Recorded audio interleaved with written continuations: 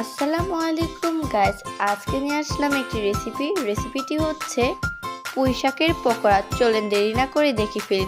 তো প্রথমে আমরা পুঁই শাকের পাতাগুলো ধুয়ে নিয়েছি। তো প্রথমে একটা পাত্রে আমরা বেসন নিয়ে নিয়েছি।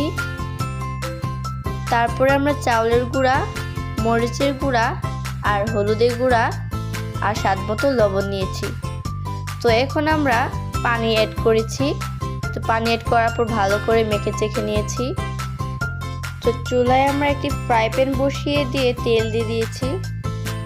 তো পাতাটা আমি ভালো করে ভাজ করে নিলাম।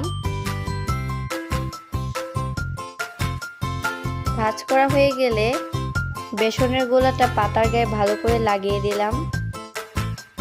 তো একটার পর একটা তেলের ভিতর ছেড়ে দিলাম।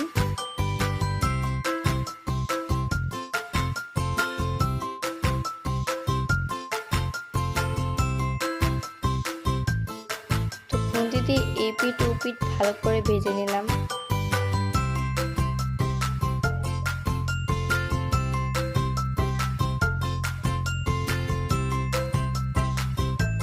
তো পকোড়াগুলো হয়ে এসেছে। তো এখন আমরা উঠিয়ে নেব।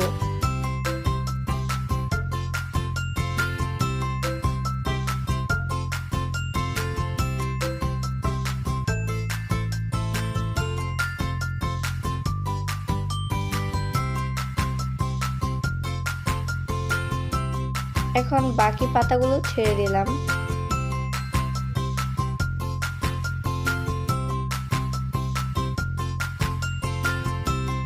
এগুলো ভাজা হয়ে এসেছে, এগুলো এখন প্লেটে উঠিয়ে নেব।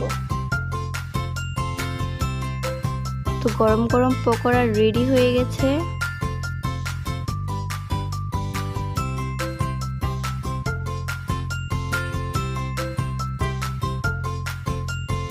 তো আমি এবার টেস্ট করে দেখলাম, আমার কাছে তো খুবই ভালো লাগছে।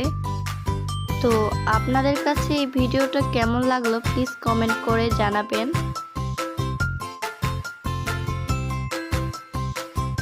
তো আজকের ভিডিও এতটুকুই। আল্লাহ হাফেজ।